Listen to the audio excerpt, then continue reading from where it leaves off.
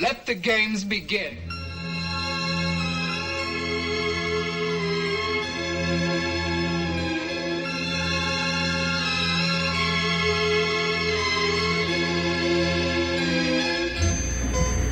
James, where are you? That girl came back.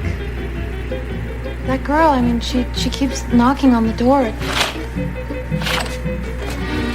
What do you mean? I heard her voice. No, I didn't open the door.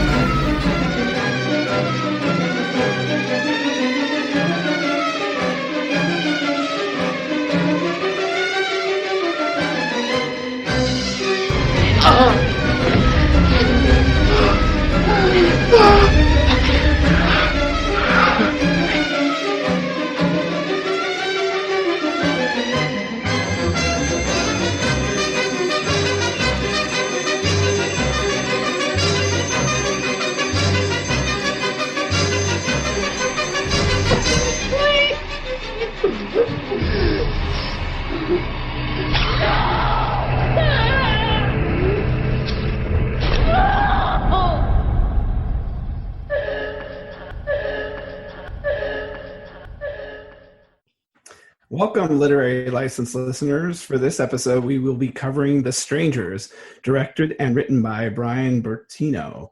I am your co-host, John Wilson. And I'm Keith Shago.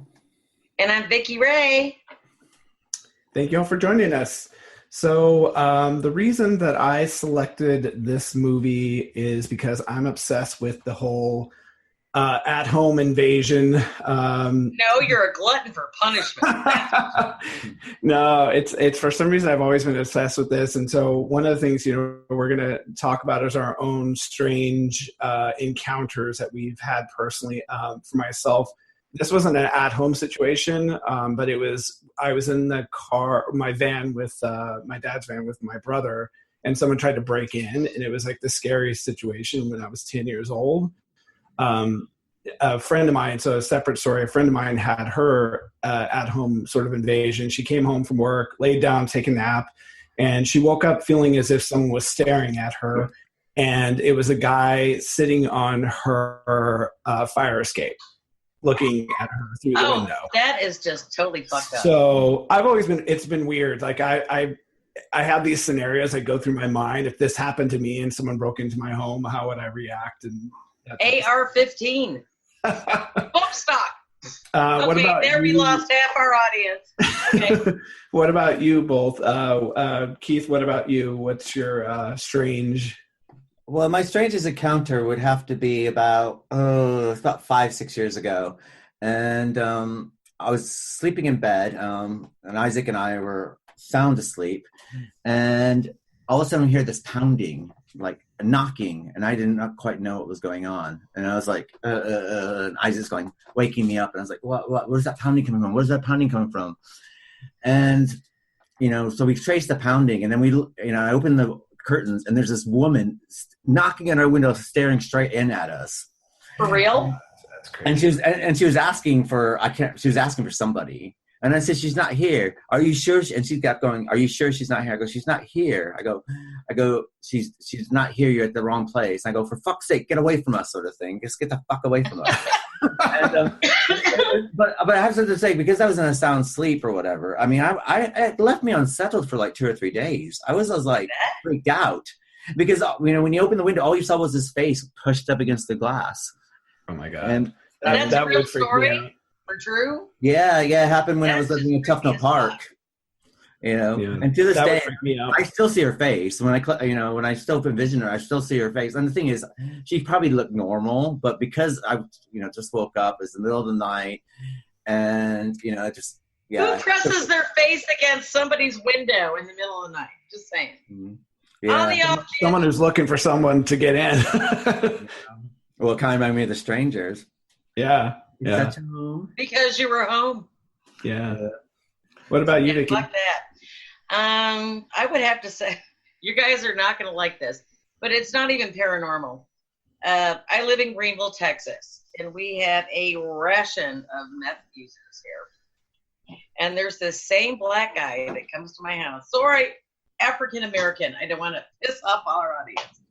But he comes to the house like every other month. Wow. Does he used to live here? Does he used to live there, or is that No, why? he wants to cut the bushes and do all kinds of stuff. And he comes back every other month, and he asks the same thing. It's like, okay, where's your lawnmower? Where's your hedge trimmers? Where's everything? But he does this every other month. And he, like I tell the kids, keep the door locked because this guy eventually is going to try to get in. He asked me one day, he goes, can I come in and have a Dr. Pepper? I go, no. That is the weirdest, like, serious. You Sure, cannot come on into my home. But Vicky, don't you want to be a pepper too? I know. I'm telling you. I'm okay. I'm just one of those people. Okay. We're not going to go into the politics of it all, but, I just don't want tweakers in my front door. Yeah. I know we have to be appreciative of their feelings. Yeah. Not me. Yeah.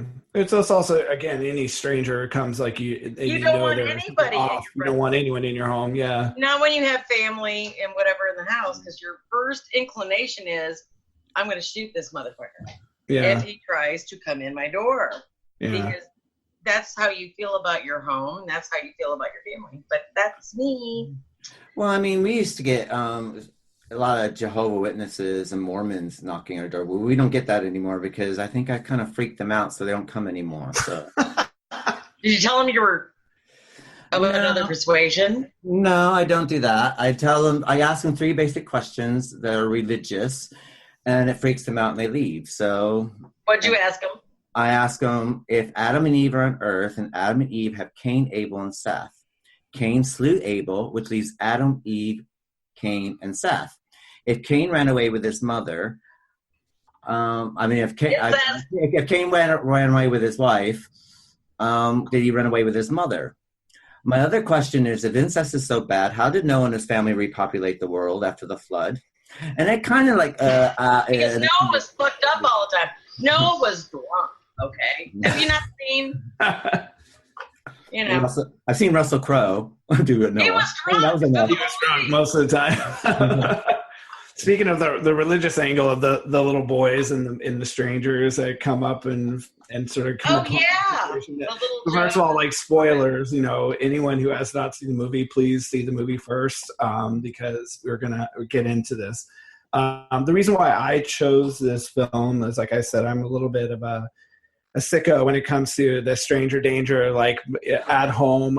There's such a emotion that gets inside my brain that whenever I'm by myself, I always picture these scenarios of things happening, home invasion, zombie apocalypse. I don't know why. You have an over-imaginative brain. You have too much time, John. No, it's just one of those things. I think it's just a basic fear, right? When you're by yourself, are you alone? And do you live by yourself? I do, yeah. Well, my cats, if that counts. Well, that doesn't count. Yeah. So, it is that fear. And especially if you've ever, my brother's in-laws have a cabin out in the desert. And even when we would go as a family unit to go out to the desert, it's that bleakness of the space that's around you and no one near you that sort of freaks me out in general. So that's sort of why I picked this film. Yeah, did you guys like the film? Did you not? I liked the film until the ending. Then I started hating on you. Yeah. I mean, this is my second time viewing it. I loved it. I thought it was totally intense. This is my second viewing. The first time I saw it, I didn't appreciate it because I saw a French film called Them, which is the same kind of premise, which came out 2 years previously. And I thought this, I didn't do any research. When I went to see it, I thought it was kind of a Hollywood remake of it, which is not. But then watching it this time, I appreciated it a bit more. I mean, it's filmed beautifully. So yeah. I liked it more now. I like the premise. When we get into more discussion of the film, there are certain things I don't like about it, but there are a lot of things I do like about it. So, okay, before we go any further, please stay tuned for our commercial break from Amazon and IKEA. Thank you. Let's play a game. I will ask you yes or no questions. Ready? Do you have a rocking chair to relax on? Do you have space to store your toddler's toys if an unexpected guest came over? Can you lay down comfortably on your couch? If your answer is no to one or more of these questions, then you need the new IKEA catalog. Visit IKEA at Cairo Festival City and get your free copy. Enjoy 1,000 new ideas and more than 2,000 new lower prices. IKEA 2018 catalog. Make room for life. IKEA.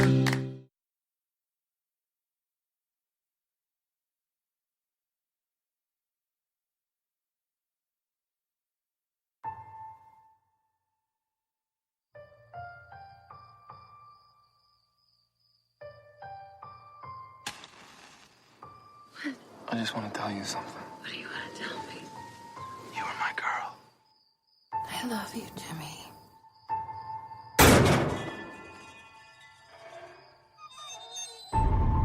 What is that?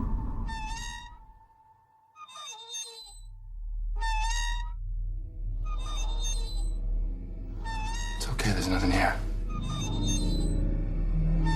I haven't heard a dog bark or a car pass. Nothing.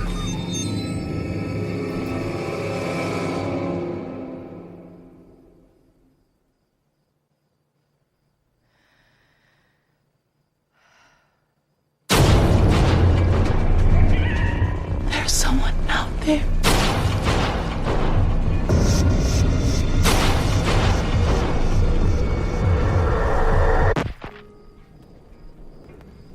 Hello? What is it? It's my phone. Oh my God. We gotta get out of here. I'm gonna open the door, and I just want you to run, okay?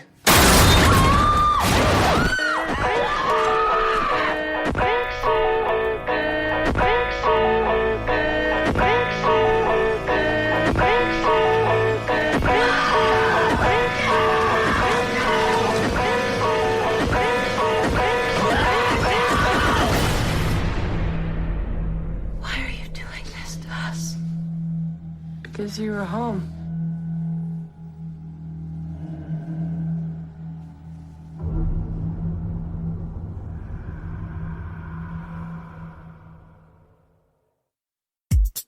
Amazon is here to make your life easier.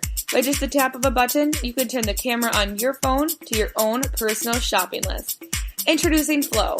Just tap the camera icon onto the search bar, and you can find whatever it is you're looking for, right on Amazon. Faster than scanning a barcode and typing the name of your item into the search engine. Besides, searching with words is so 2012. Save time and money. Amazon, where shopping meets effortless.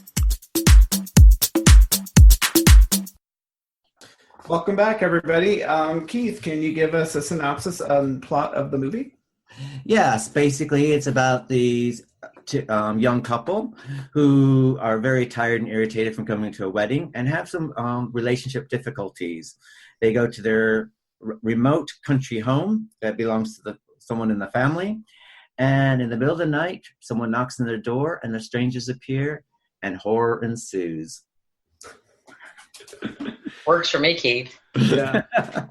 I actually liked that you kind of get conflict right away between the couple because you don't really know what's happened, but you know that they're not happy and they're again coming to this place in the middle of the night. What did Keith tell me? And on a private chat, he goes, Liv Tyler sucks the life force out of this man. I mean, I have to sit there and say, I mean, it's quite good to have a couple that's at odds with each other to begin with. I mean, but the thing is, it's kind of strange because, you know, they're at the wedding and they seem happy, and then something happens. They seem okay. Yeah, and then something happens between the wedding and to arriving at this place, and then I guess he proposes to her, and she in a parking lot. Okay? Well, I think what's the innuendo is that it's basically he proposes and she must have said no. Yeah. So because then by the time they get there, you clearly see he's just kind of like, well, I'm gonna go get drunk and eat ice cream because he's over that it. works for me. Well, I mean, my problem. I mean, some of my problem with the film is Liv Tyler, and it's not her as an actress, it's not her as a human being, but it's her character. It was her character, I know. Yeah. Because the thing is like, you know, she turns him down for whatever. We don't know the reason why she turns him down. We don't know She whether wasn't ready. we don't know if she's looking to lead life or whatever like this. And and the thing is, we don't have any negative things to say about James's character or Scott Speedway's character, because he just seems very, very like a nice guy. And so from right there, we're kind of set up against, for me, I was personally set up against Liv, because I'm thinking like, what a bitch sort of thing. Because first of all, she's like, no, not going to marry you, whatever, something like, whatever happens. And they go in and she's like, I'm not ready and all this other stuff. And then she's like trying to make out with him. Then she comes on to him. And then she's like, she's like the perfect cock tease sort of thing. And it's not, and I thought things like, this guy's heart. This guy's she waits to the end of the film to tell him that she loves him when they're getting knifed. Yeah. But I mean, I think it's one of those. His heart is torn up at that point. Yeah. She's coming on to him, and then the knock on the door happens, and then she's like, "Oh, can you go and get me some cigarettes?" It's like, I mean, you're like, I'd be like, "You just wake up with me, cow." I mean, I'm not going to go out and get you some cigarettes. You stay in this house alone. And the thing is, it's his family's house, and they pertain to the movie that his family's house. But then he's going to call his friend, and his friend's going to take him away and leave her at the family house. It just seemed weird. I mean, that's the whole premise. I mean, one of the things I just want to point out. Primarily weird. One of the things I want to point out, which I don't know if you both noticed, but when they're in the parking lot and he is proposing to her, the strangers are already there.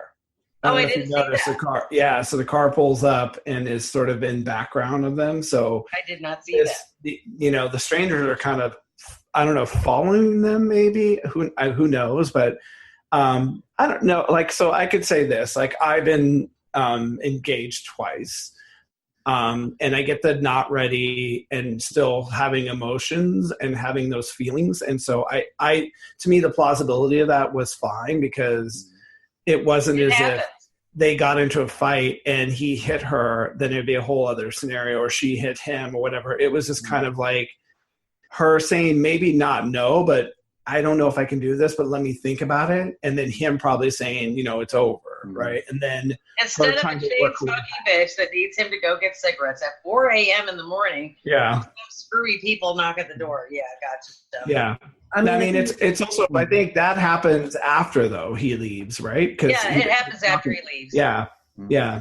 I mean, the thing is I can understand, I mean, if the script was fleshed out a slightly bit more, I think that she would have came across a bit better, sort of thing. Yeah. It's like, because the thing is, she's all over him when she goes from the parking lot, and she's kissing him. And then the marriage happens. Then there's the irritable drive that's quite short, and then they arrive, and you can see he just gutted. And then she's just kind of like, hairy-fairy and kind of like weak. She's a weak lead character, really, as far as characters are drawn. Well, I don't think she was supposed to be lead. I think the lead characters are supposed to be the strangers, but they got a horrible they didn't get, whatever. Mm. The only thing is, why are you doing this to us? Because you were home, Yeah. But that also plays. Jehovah's Witness shows up. Part of what this movie, the whole allure of it was the whole narrative at the beginning when it said that, this is based on a true story. And so how much of it is true and how much of it is false. I mean, there was the Keddie murders that happened in 1981. But again, it was just a family that was killed in a log cabin, and bodies. And the brothers lived, actually. I think they killed the mother and whoever else was. There's 5 in the family. One of them was at a sleepover. She came home and found the body. Right. Okay. So it was the son, the girl, and then one girl went missing. And they found her years later. Yeah, right? Or skull. Mm-hmm. Yeah. But I mean, it's also based on the Manson murders anyway. Again, and the reason why Sharon Tate and the LoBiancas and all those murders happened is because they were home. Yeah, that's right. Well, no, they had actually been scouting those houses out for a while, because Charlie Manson thought he was going to be some big recording artist. And I believe Terry Melcher owned that house before. Yeah. The Tates did, or Roman Polanski. So I think that was part of the problem. Well, basically what happened is Terry Melcher, which is Doris Day's son, Right. promised Manson a recording contract. And then when it didn't happen, then they decided to take retribution. But, by that time, Terry Melcher moved out. Moocher. He was a mooch. And then don't forget one of the Beach Boys, Well, yeah. Well, Can you imagine all these pot-smoking hippies hanging out at your house? They're just like committing like murders randomly. And they're in your living room. It's like, yeah, but I mean, wasn't Charlie's gateway in was the women anyway? Because he used to, sleep, he would like go sleep with this person, go sleep with that person, and then the women, they would just have these orgies, with like, right. Dennis Wilson from the Beach Boys, and it was the women. And once they've had all the women, and then the company grew a bit stale, then they got rid of them, and that's right. Charlie didn't like to be said. So, which makes you look at like I don't know if the Strangers, if that was because there was male and two females, if it was a father figure or if it was an actual lover of the two women, but it was like the three of them kind of worked together in the process of. Well, there was 2 women, 1 man. Yeah, 2 women, 1 man. Yeah. So I always find, even like when you do real life cases of killers, I always find it quite strange whether, in this case we had Fred and Rosemary West, we had, Myra Hindley and Ian Brady, we had the Green Hill Killers, which were 2 people. And I always kind of wonder, it's like, when does, first of all, life is quite weird when these people probably wouldn't kill on their own, but when they get together, they start killing. Right. Yeah.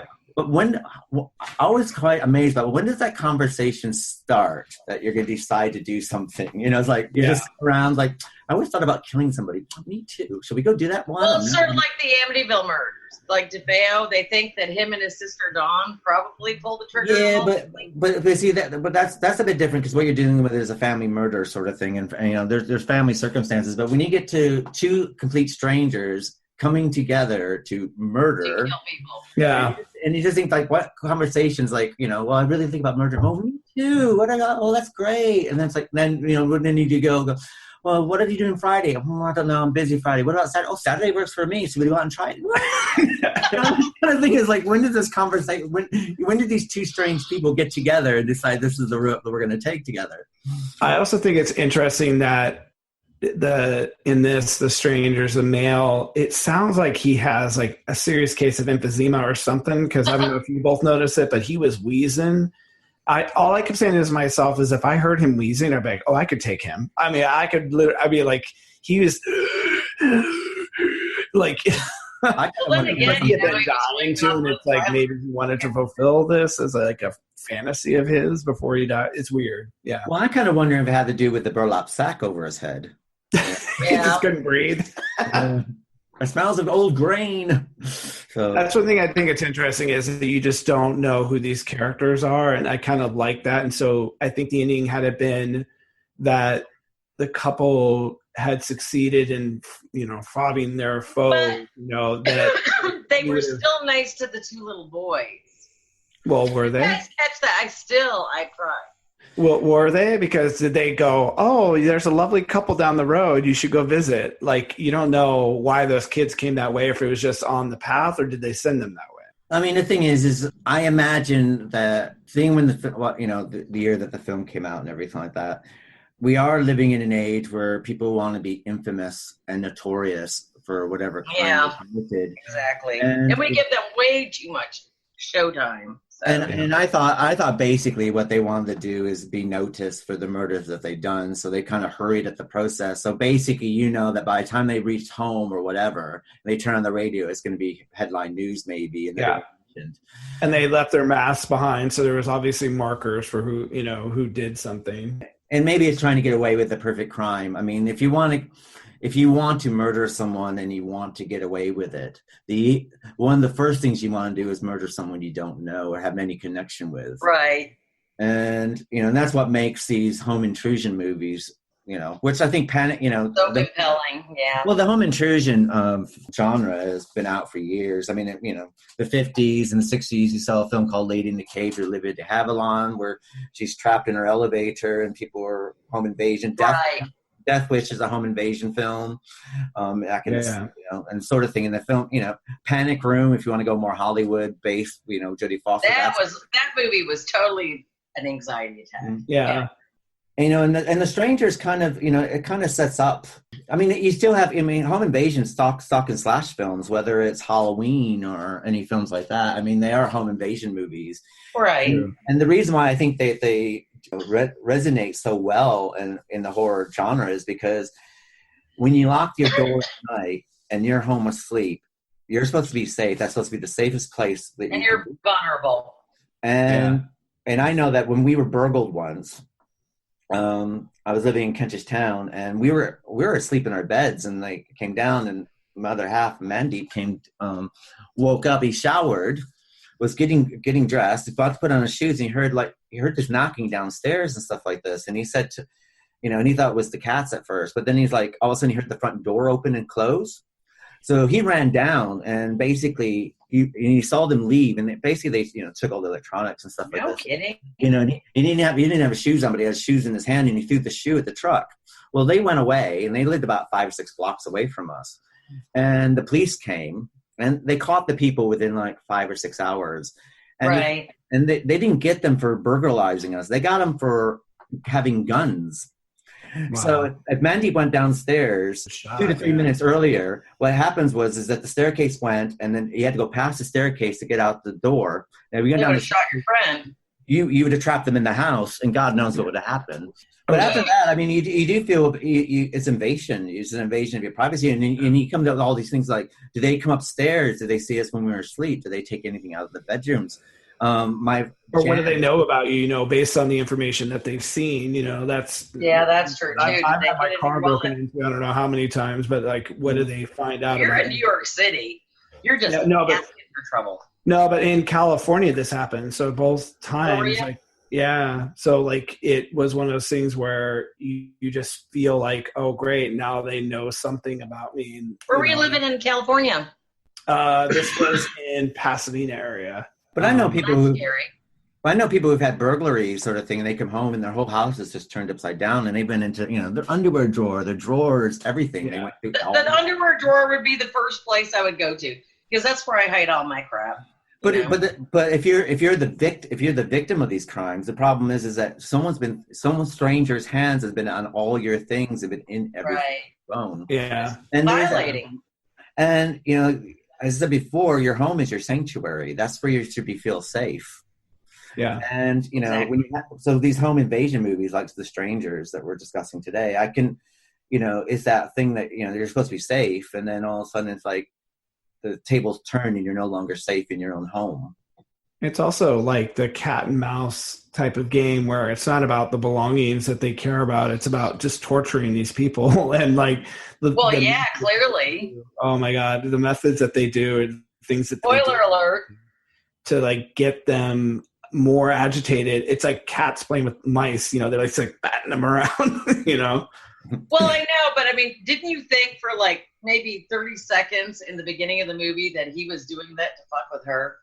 I did, yeah. I did for a few minutes. I thought about what a great. I actually wrote that down. Plot twist would have been, what if the boyfriend would have been in on it, and had been in doing, and making this happen, so that way he got her agitated, Right. I think what sets this movie slightly apart from the home invasion, I have to sit there and say it's filmed beautifully. Everything is, filmed, lighted beautifully. Everyone looks good in it. I mean, everything's, it's very richly textured, this film. They did good. Because normally this kind of film tends to look a bit gritty. But this has got the whole Hollywood big block. Your typical B movie. It's got that handheld docu feel too, because the camera shakes often as if someone's just sort of floating around them, recording these moments. Oh God, what was that? Oh, Paranormal? Yeah. No, the snotty noses. Oh, Blair Witch. I can't stand that movie. I have tried to sit through that thing. I can't. With The Strangers, I mean, it does work on lots of levels. Now, I don't know if they went for a more realistic approach, and that's the reason, but I found like your lead characters, the victims in this case, were they didn't really fight back very well. You know what I mean?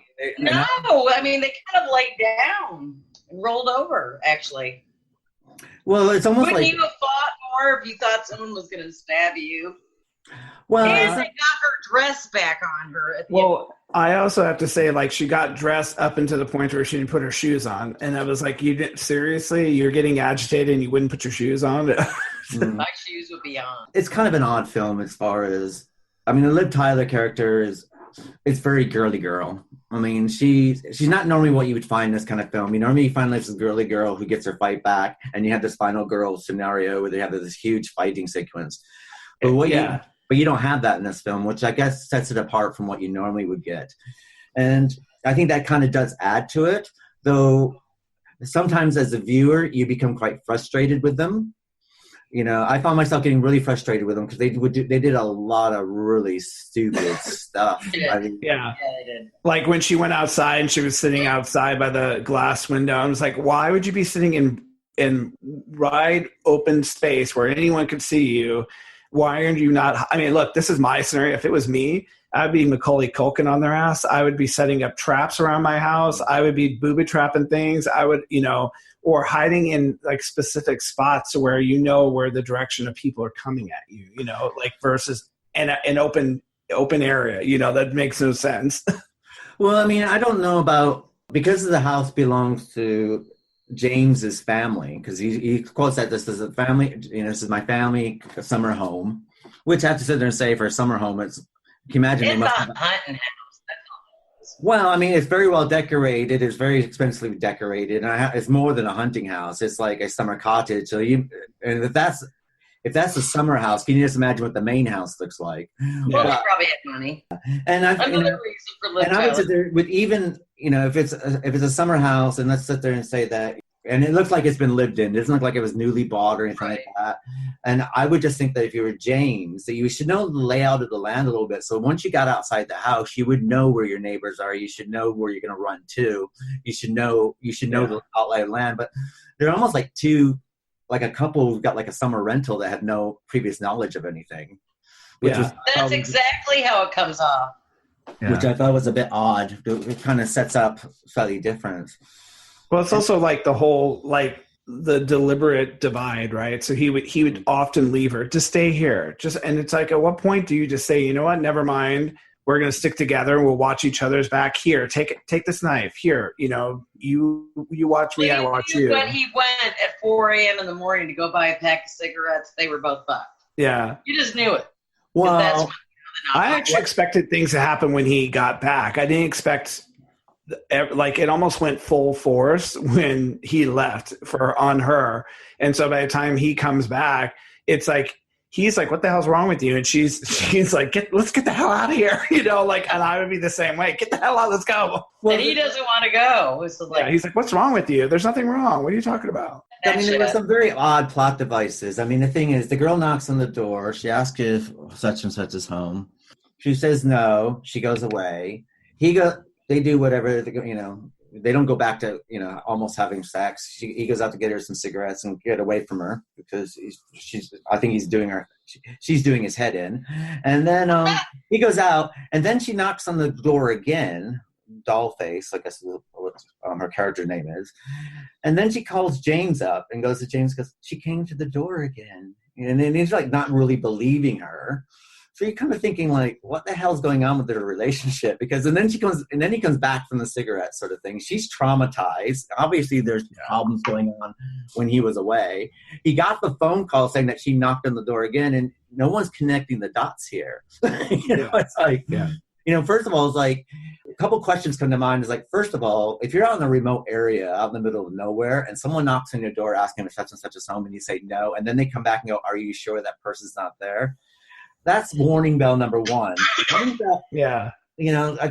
then warning bell number two is kind of situated like, if you come back in the house and everything's disarrayed and your girl that you want to marry because she's mental health, she's the mental health princess that you think that, this is who you want to spend the rest of your life with.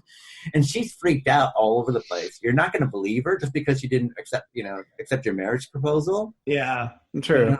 So you had, you kind of had that. And then where in the hell did he go for a pack of cigarettes in the middle of bumfuck Egypt? I mean, he said it was just like 4 or 5 blocks down the road, but But if you're in the middle of nowhere, where in the hell do you find a 24-hour shop out in the middle of nowhere? You find them in the city, in the country. I was also going to point out that this is just, I guess, a continuity issue that they didn't realize. So she sends him out for more cigarettes, right? She goes, changes, comes out, and the first thing she does is light a cigarette. Yeah. Well, she had one left. And I mean, as a smoker, I noticed that shit. She had one cigarette left. Yeah, but I thought she said, I'm out of cigarettes, meaning she was just finishing. Yeah, but if you're a smoker and you have 1 or 2 cigarettes, you are out. Yeah, but I can tell you for a fact though, if you're in the house all day long, and I'm a smoker, which, to be honest, to be a smoker nowadays, it's more socially acceptable to be a serial killer than as a smoker. I know, no shit. We are second-rate citizens. Happiness to all you smokers out there. But see, I'm a smoker, and the thing is if I'm out, and I know I'm always aware about how many cigarettes there are, and before I come home, I make sure I go and buy some. Now, the only time I find myself at home without cigarettes, if I've been home, like I'm on staycation at the moment, so I'm at home doing fuck all basically, and I hate leaving the house because I don't like people very much. But like yesterday, I had to get dressed and go out to the shop because I haven't been to work and I haven't been anywhere to buy them. So I found that from that point of view, I thought somebody like, why didn't she just pick them up on the way there? Yeah. She's fully aware that I'm a smoker. I got 1 cigarette left or no cigarettes left, depending on what the continuity is. And you just think that she would have picked them up beforehand, but it was like a plot device to get him out of the house. Yeah. Sort of thing. Which was a bad one because they could have used like, oh my God, my friend is not feeling well. I have to go get him. And oh my God, the friend, that poor bastard. Shows up early. I know. It's like, talk about that. That was actually a good plot twist because I felt like, oh, is he going to help them? And then you kind of see where it's going. You're like, oh no. You're like, oh. I know, they shoot out his window and just like, oh shit, don't get out of the car. Don't get out of the car. Another thing I didn't quite understand is like the time that this film came out, mobile phones were quite accessible and everyone they all had them. I mean, the guy in the car has one and the friend in the car has one. Both couples have one. And when he shows up at their house, the windshield gets blown out. I first of all would hightail it out there and call the police. 911. Yeah, I would have actually, but I don't think it was a shotgun. I think it was like something was like something hit his window. No, it wasn't a shotgun blast. No, I think it was a brick because he looked around like, what the hell just happened? Like he looked up like, did something fall on my car? Yeah, but I mean, the thing is to knock out a windshield, whether it's a brick or whatever. I mean, the thing is, someone is fucking with you. It's a perfect sign. Well, no, but I mean, you could think it's like something fell or hit your car, and you're like, "What the hell just happened?" Like, or you could think that something jumped. Like, if you're in the middle of the woods, an animal could jump and hit into your windshield and hit your car. It wasn't a shotgun because they had the shotgun. Remember, so it wasn't that. Well, it's just simple. I just think he got out. Was like, what's going on? To me, it was just the windscreen being knocked out. I mean, whatever did. I mean, if it was an animal, the animal would still be stuck in the windscreen, or the animal would be in your car, or whatever hit him. We come from upstate New York. Who has not hit a deer at least one time? I never hit a deer, but I've hit plenty. I have. I don't know. I used to drive drunk, so who knows what I've hit. Well, I did too.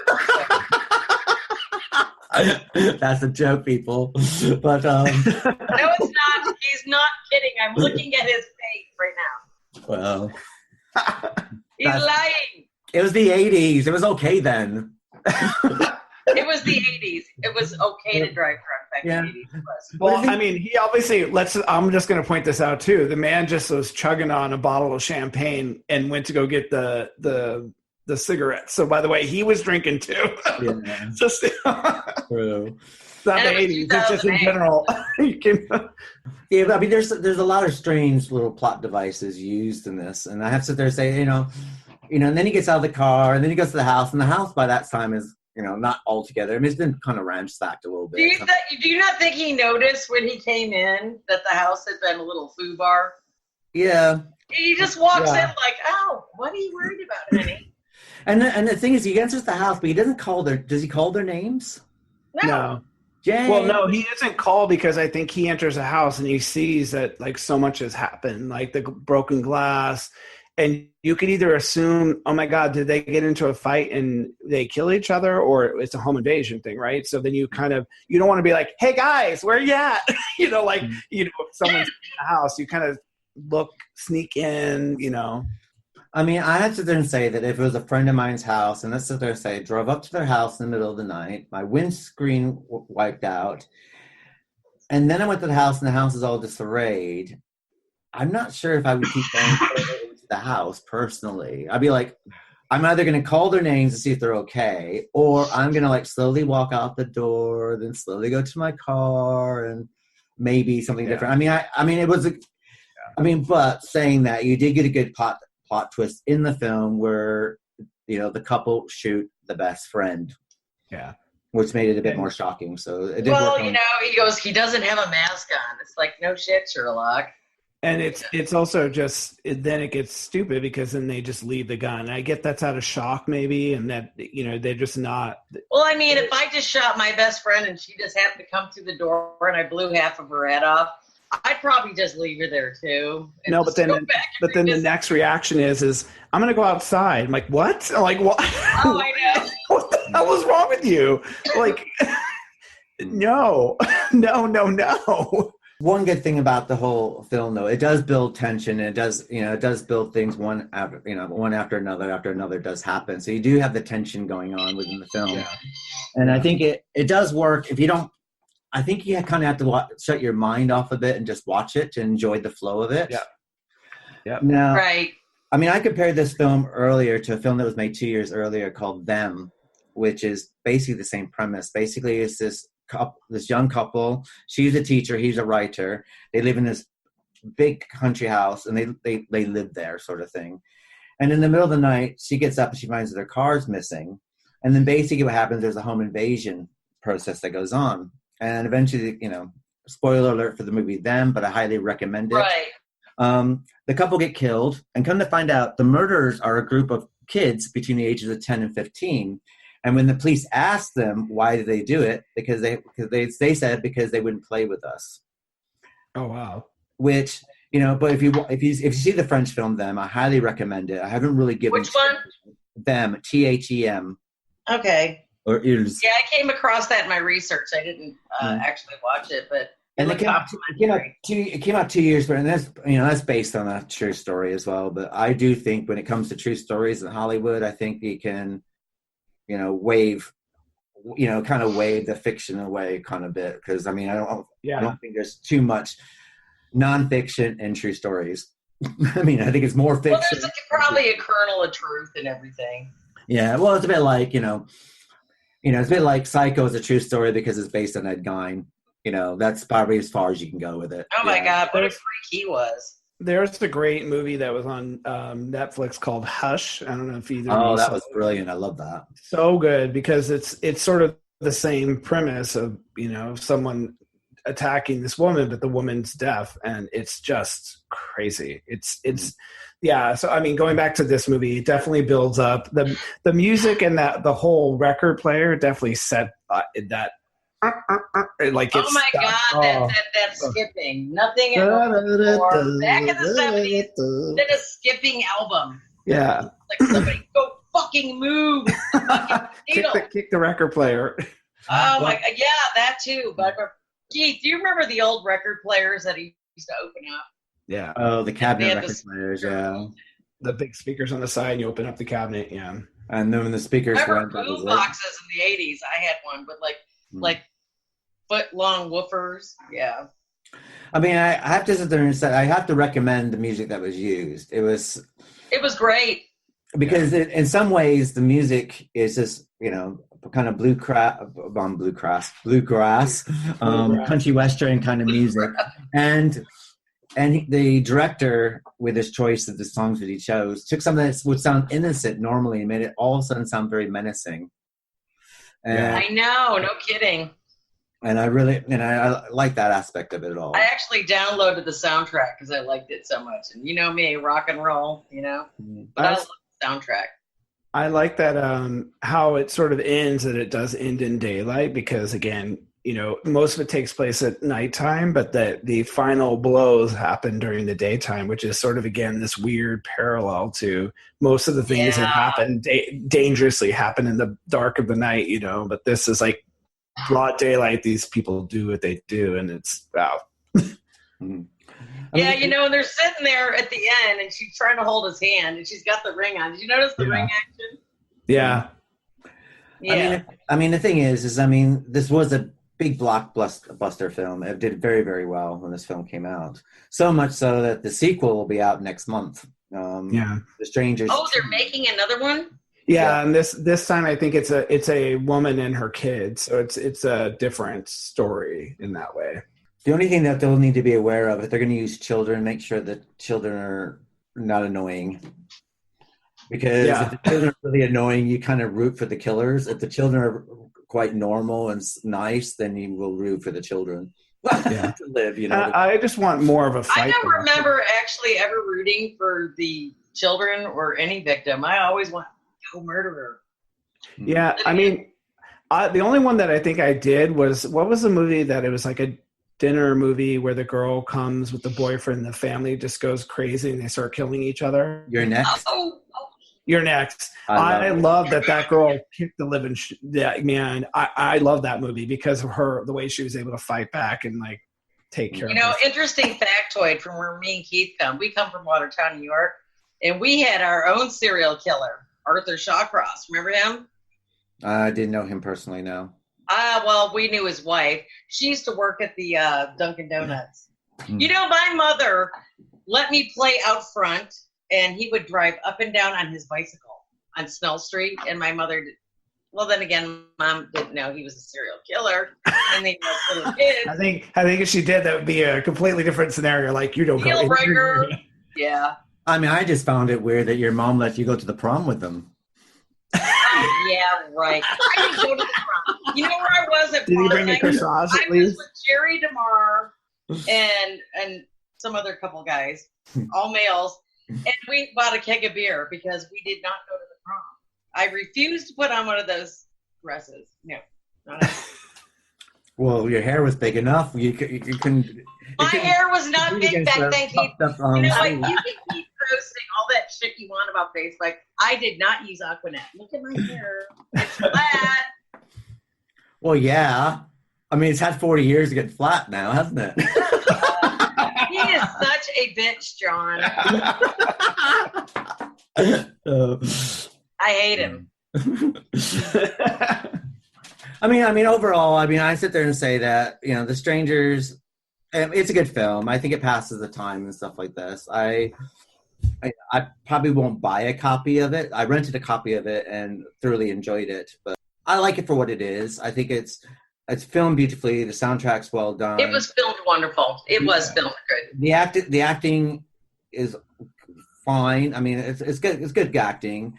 I think the two main characters for me were a little weak, but I have to say what they did get spot on was the three killers, and the menacingness of the three killers is spot on. Right. And that's what kept me interested in it, was the interestingness of them. And I'm not sure. Liv Tyler was totally weak. She was weak. Well, I'm not. I don't think Liv Tyler, the actress, is weak. I think the part. No, the character. I think. Well, it's also the dialogue, because a lot of the dialogue was so sparse that it worked against them instead of for them, and there wasn't enough for them to actually to play off of each other, because they wanted to just have that sort of silence between them and the conflict to kind of resonate that way. And I think when you don't have good dialogue, I think your character just has to rely on your emotions and what your emotions are in the moment of it. So, I recommend this movie, absolutely. Everybody should watch it. Yeah. I mean, the only thing I think that they might have slightly got wrong would be the killer's driving off in a pickup truck. Because it kind of goes, the city folks got killed again by some country bumpkins sort of thing, which I thought it would, if they drove off in like a really like city-like car, I would think that would have given it more of an edginess, more of an edginess, because it'd be something that we haven't seen before. But I mean, that's just minor.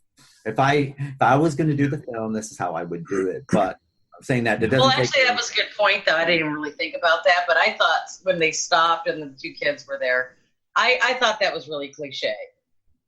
Oh, and they're like sitting there talking with them and just being powwow. Well, no, they were in a pickup truck. Yeah. And you still haven't seen their faces. Didn't you think you were going to see their faces when they took the mask off? It's like some big reveal, and it wasn't. Yeah. I mean, I'm kind of glad that I didn't, because, again, it left it really wide open to it could be anyone, right? And if they're smart, they will do the next movie and then possibly do another one that's almost like a prequel that, oh, shoot, these are the killers, right? And you didn't know that these are the killers and lead it up. I'm totally not satisfied with how it ended. I am sorry. I love you guys, but I hate how this movie ended. Was it too cliffhanger for you? No closure. No closure at all. Well, I think what it does, I mean, I think what kind of works on it and kind of gives you that unsettling feeling is the simple fact that these three killers are out there. You don't know who they are, and they could be your neighbors. They could be someone you know, and doing this. Yeah. Right. This is true. Yeah. And I think I quite like that. It kind of reminded me of like Wolf Creek a little bit, where where the after the killer's still out there, and he doesn't get hurt or anything like that. So he's just out there roaming about, but he's just this friendly old man that goes and helps people and then takes them. Right. Yeah. And the only part I wish it would have ended on that and not going back to the house where she was still alive, like still struggling, because he was dead. Yeah, correct? But I just wish it didn't go back there, because I didn't need that jump scare like, oh, she's still alive. You're like, oh God. Yeah. She had, how did they get the dress on her? Apparently they dragged her into the bedroom, undressed her, and dressed her in her dress gown. Well, I think, was he still in his? Yeah, he was in his tux still. Yeah, he never changed. I don't think he had a change of clothing. She only had that, and she had her Pride and Prejudice nightgown. Right. So, and I mean, to be honest, he totally does not like Liv Tyler's character. Okay, total spoiler. Keith does not like Liv Tyler's character. And the thing is, I do like Liv Tyler as an actress. Just this character. It's like she just does so many things that just. I think it's because of her after watching her Lord of the Rings and the badass elf, and then seeing her as a total weakling, that was a major jump. Well, there was also something that happened. So at the very beginning, she's really weak, she's sad, she's mopey a little bit, and then she tries to make him feel better because she hurt his feelings, and now when by the end of the movie. She's a little like she's out in the middle of nowhere. She's in the garage, and this, the woman hits the radio machine, right. And yet she's still like running away, and she's, has this energy. Whereas what happened to the one that was crying and scared and hiding, and so she does have like a little bit of a development, but it doesn't go beyond that. Like it doesn't cause her to fight, for all my femme fatale friends out there. I would have fucked that bitch up 9 ways to Sunday if she came out and broke my ham radio. I mean, just like. Well, and she was in a she was in a, not a garden shack. She was in like a garage, and I'm like, you couldn't find anything to hit her with? Like anything. Anything. Like you could just start throwing anything. Everything is crap in the garage. Anything can be utilized as a weapon. No, she could find nothing. She just hit. I mean, I have to sit there and say that, I mean, I have to, give a little bit of kudos to the simple fact is that they did kind of go against the grain of what you expected from your final girl sort of thing. Agree. Yeah. She didn't really fight back. She, did the killers even get hurt at all? No. It was just so overly unmatched, and I love the movie. I mean, another reason why I picked this movie is because I remember seeing the trailer and that scene where she's standing there and he walks up behind her. It still gives me chills because I'm just. Oh my God! Where in the beginning where he's like in the background by the curtain. Yeah. It's like, is he standing there or is it just my computer? No, and it's just that feeling of someone's in the room and you just. Oh God! You turn around, you look, you're checking under things, There's a lot of things that they did do that's really menacing. And as I said before, the tension's really well put together in this film. I quite like the tension side of it. Yeah. So, right. People are looking for a horror film that's pretty to look at and has a good tension builder. I would recommend it for that kind of sake. For me, it's not my personal favorite. It's not, I don't hate it. I don't dislike it. I just think, it's there sort of thing, personally. Yeah. And what about yourself, Vicky? What's your thoughts? Your final thoughts? My thoughts. Oh, I'm going to be a bitch about this movie. I had no closure. I hated the end. Spoiler alert again. Hated the end. Loved the movie from beginning to end, except for the ending. It was really beautifully videoed and filmed, I should say. I just did not like the ending. There was no self-gratification, you know? Yeah. I wanted to see, you know what I wanted? I wanted Liv Tyler to be a bitch and fuck these three people up. That's what I wanted. Yeah. I thought she was actually going to do that. I thought she showed a little badassery, but then she, no. Yeah. I mean, if that was me and someone was terrorizing me and trying to kill me, I'd be getting everything out of every drawer. I'd be getting baseball bats, lacrosse sticks, anything, you've got it. Yeah. You know? I mean, Well, there's no way to lay down like that. I was even saying, like, you know, they had the element of fire that's in their house. I would have been like, look, you want to come in? I'll burn this damn house down if you try to come in here, you know, like anything to survive in that situation. And it seemed like they relied too much on the gun. And she had the knife at one point. I was like, but you could arm yourself with other things. So keep looking. Don't just get a knife and, you know, like keep arming yourself with more things. I know. It's like, don't, you know, I mean, if you've got a will to survive and a will to live, this is not your Huckleberry for a movie. Yeah. Because seriously, I mean, I would just want to live. I mean, when you're in a situation like that, survival mode, totally. Well, maybe people just react to different situations. I just think that if you're going to be killed or whatever, I just think that if I'm going to be killed, I think I'd rather go out fighting than just kind of whatever, or go out my own way too. Like I said to myself, when we were, Keith and I would always play Friday the 13th the game, and players would hate me because I'd rather throw myself out a window and kill myself as a player than let. Oh, you're one of those players.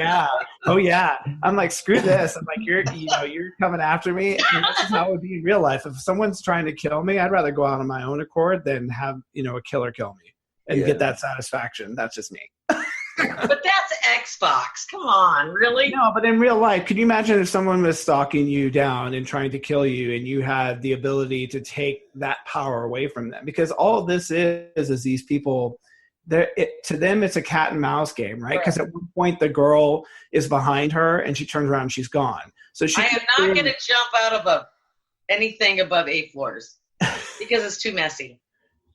Yeah, that's a quick way. Yeah, but it's not like kill myself with sleeping. But it's not like you have to clean up the mess.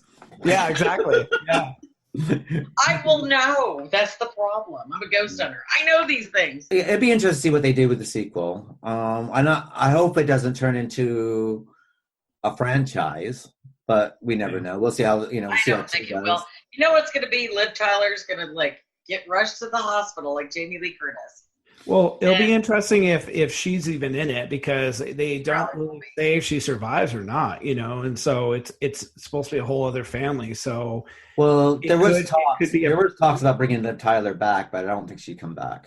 Yeah. You know, I think they felt. Well, she's moved on. Let's face it, as an actress. I mean, how do you top Lord of the Rings? You know.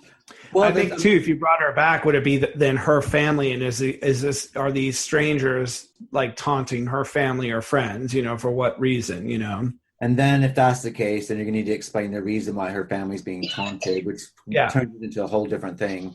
Yeah, you know, like any kind of horror versus a randomness. Yeah, right. Well, anytime you got a horror film and that's that they do a reboot or something like that, and they decide to go back and do like a backstory, it kind of takes away from the original story. Anytime you do a backstory, you lose the mystery. Once you lose the mystery, then you're kind of killing your franchise right there. Well, here's the other theory: is that if they did this, the sequel is actually a prequel, and so whoever they kill there, they take their truck, and then that's. Oh, you know, the symbol of why they have the truck, because they took it from the previous owners, and now they're on. No, it's because they're driving a goddamn Ford. That's okay. You don't drive those. You just don't. Well, apparently, if you drive a Ford pickup truck, it leads you to murder. That's what I've learned. Yeah, exactly. You become a serial murderer. Then again, I don't live in Travis County, so no. I thought it was an excellent movie. Just did not like the ending. So Give Vicky, you a Home Alone ending. so Vicky, you don't like the ending then? What you're saying is you really don't care for the ending. No, I fucking hated it. I'm not okay. He doesn't want me to swear. I can see his face. Okay, I was displeased and. No, it was a great movie. You know, definitely as far as watching it, I'm glad I watched it because it was really intense. You know, like I said, I was kind of hoping Liv Tyler would kind of, have grown a vagina more like through 30 minutes of the movie. But that did not happen. And for all you feminists out there, no, she did not grow a vagina. I did not say balls. But no, it was a great movie. It was really worth watching. Yeah, I think overall it's an enjoyable film. Same here. So thank you all for joining us on our today's podcast of The Strangers. To follow us on all of our social and podcast platforms, head to llpodcast.com. Stay tuned next month for The Bad Seed. Thanks, everybody. Thank you. Bye. Hello?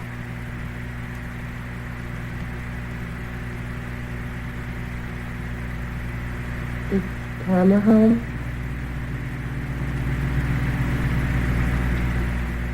You already came by here.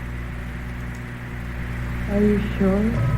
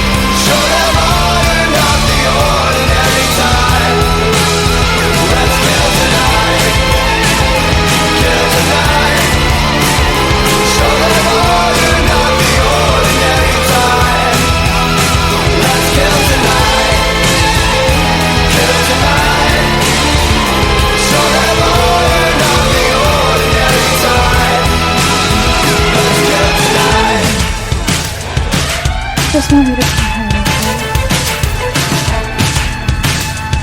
No, I'm fine, but just, hey, how far away are you?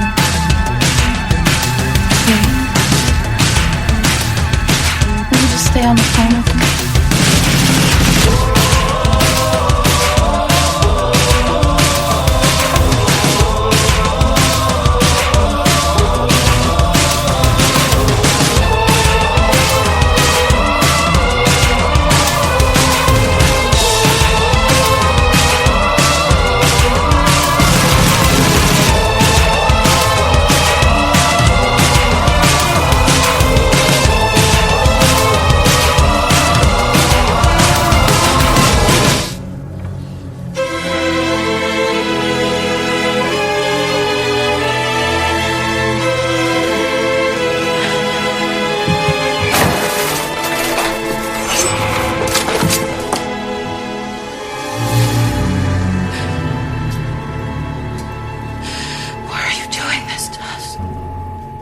gives you a home.